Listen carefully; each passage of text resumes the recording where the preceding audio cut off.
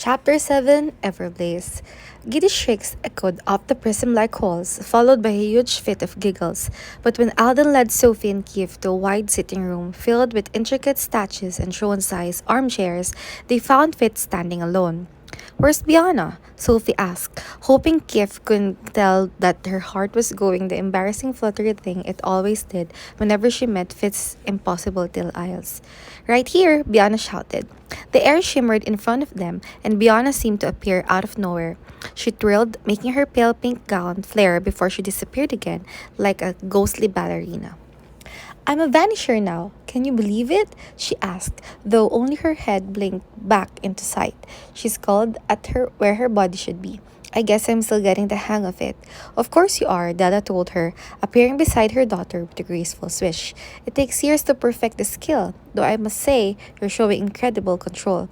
Alvar took days before he could vanish completely, and he was a year older than you when he manifested."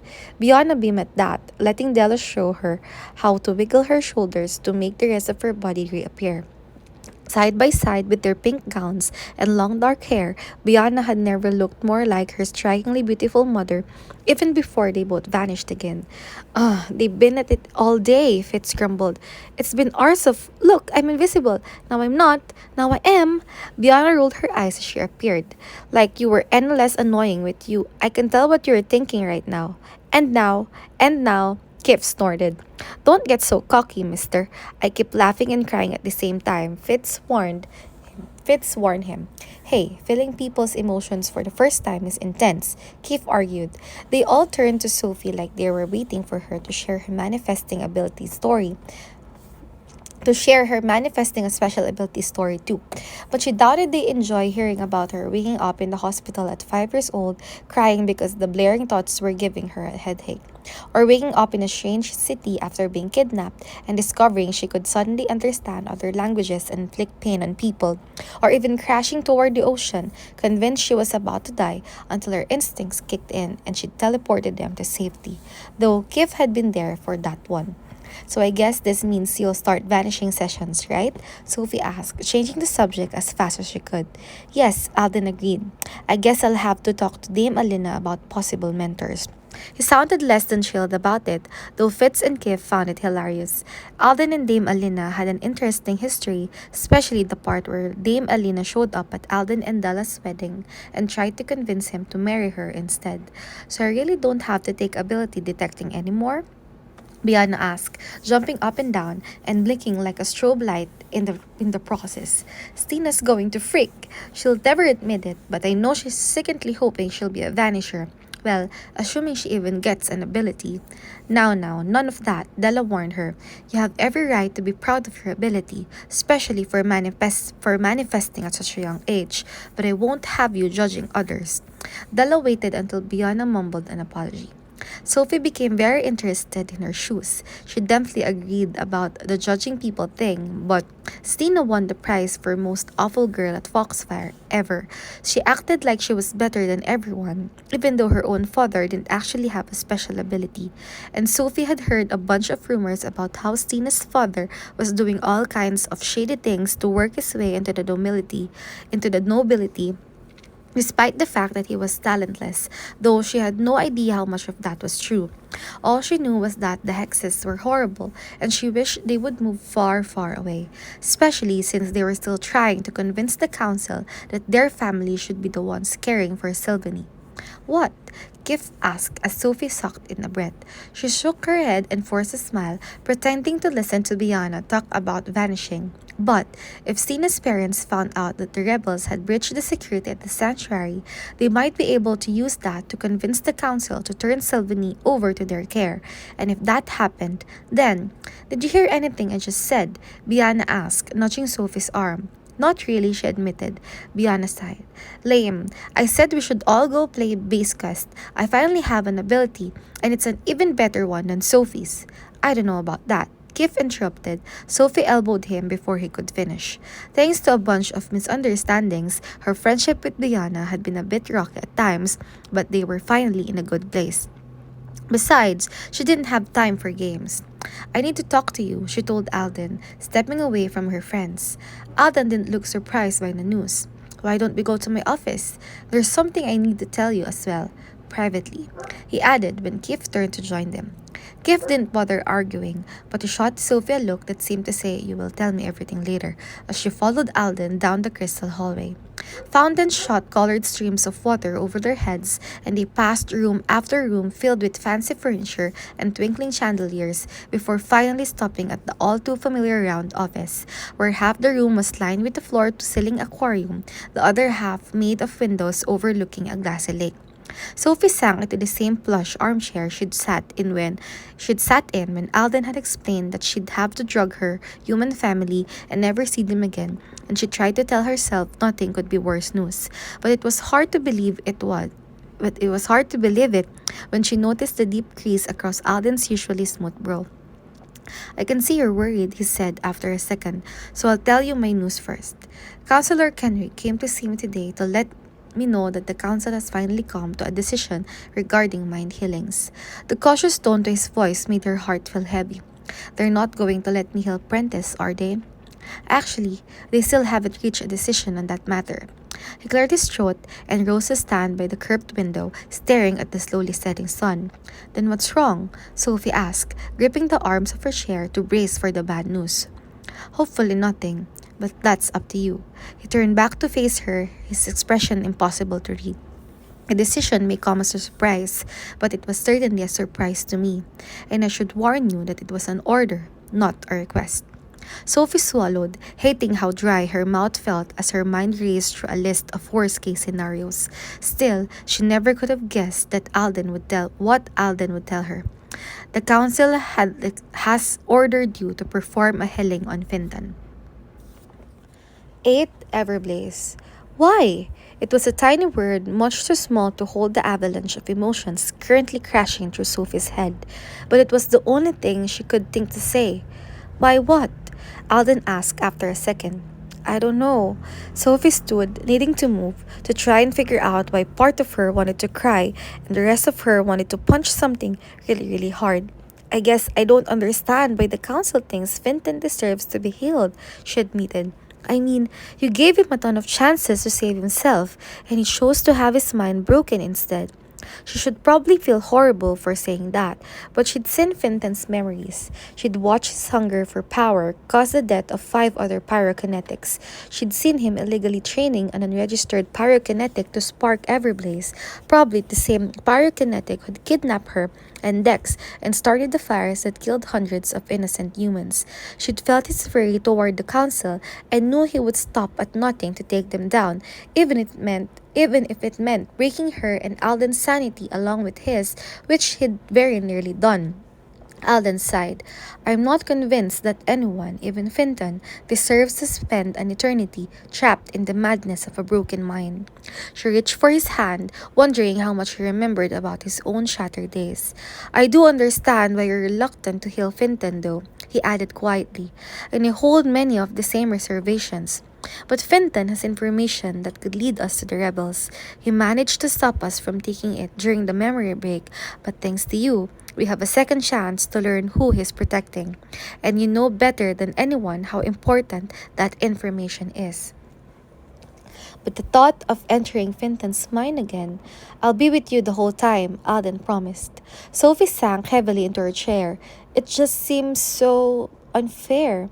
Why does Fintan get to be healed when Prentice is stuck with a broken mind?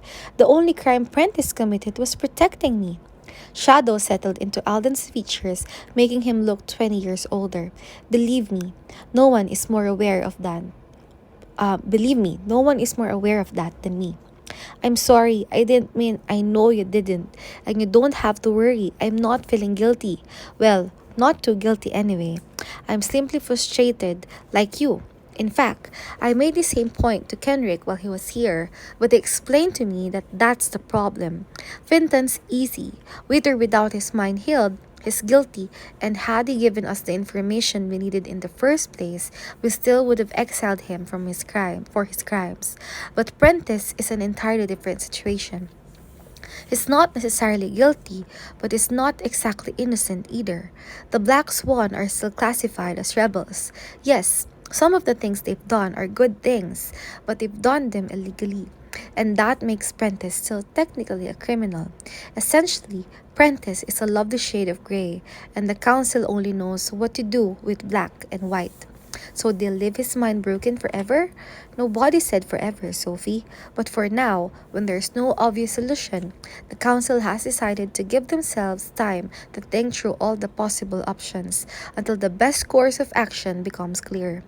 I don't think you understand how ill equipped our world is for these kinds of issues. The Council is facing dilemmas that have never been seen in all the thousands of years of our history. They've accepted that now is a time for change, but they want to make sure it's the right change, and they need more information before they move forward. Information that Fintan hopefully has. Will you help get it for them? I thought I didn't have a choice. It was an order. Yes, but that doesn't mean I'm not going to make sure you're okay with this. You're a very talented girl, and as a result, you've had tremendous responsibilities heaped on your shoulders. But you're also 13. If this is too much, I will go back to the council and make them reconsider. I already warned Kenrick and he agreed. Sophie doubted Alden and Kenrick would be able to change their minds. The councilors seemed to be getting increasingly divided in decisions concerning her. And it didn't matter, much as she dreaded having to see Fintan again, he really was her best chance at stopping her kidnappers. I'll do the healing, she said, wishing her stomach didn't feel so squirmy as she said it. Alden smiled sadly. You never cease to amaze me, Sophie, and I promise there will be a day when your life goes back to normal. Sophie wasn't sure she even knew what a normal life meant for an elf, but she hoped she'd get to find out someday. So when am I supposed to heal him? She asked. Kenrick said the council is still making the arrangements. Given what happened last time, they want to be sure they've considered every variable so that there will be no issues. Issues was putting it mildly. She'd never forget the searing pain when Fintan burned her wrist to break their concentration, or finding Alden unconscious on the floor, his head streaked with red. It will be safe this time, Alden promised, and Sophie tried to believe him, but her legs were pretty shaky as she stood to live. Wait, wasn't there something you wanted to talk to me about? Alden asked. Oh, right. She couldn't believe she'd forgotten about Sylvanie. Sophie showed him the silver tracker, explaining where she'd found it and how Greyfell had known it was there. Alden's jaw clenched tighter with every word. Well, he said, after an endless stretch of silence, I'm sure there's no reason to worry. Alden had said those words to her dozens of times since she'd met him, but she'd never believed them less. Don't you think we should move Sylvanie somewhere secret? She asked. Not that Jerk's not doing a great job. He's trying really hard, but the rebels still found a way in, just like they found a way into Havenfield that time we found the footprint. It might even be the same pyrokinetic who snuck into both places, unless do you think those tracks the goblins found outside the sanctuary were made by ogres? How did you know about that? Alden asked. Keith told me, and I saw the effluxers. Alden nodded and turned to pace, crossing the room 3 times before he said, The thing you have to keep in mind when it comes to goblins, Sophie, is that they tend to assume that ogres are behind everything. In fact, both species are always accusing the other of violating the treaties we've worked so hard to put in place. So yes, the goblins on patrol, discovered some strange tracks that definitely shouldn't have been there, which was why we investigated them so thoroughly. But Alvar found no proof that the tracks were connected to the ogres in any way, and neither did Lady Cadence. Lady Cadence, my linguistics mentor? Sophie interrupted. Yes, she was living with the ogres before she was brought back to mentor you, remember? Yes, and she seemed to deeply resent Sophie for it. Why did the council choose her to mentor me? Sophie couldn't resist asking.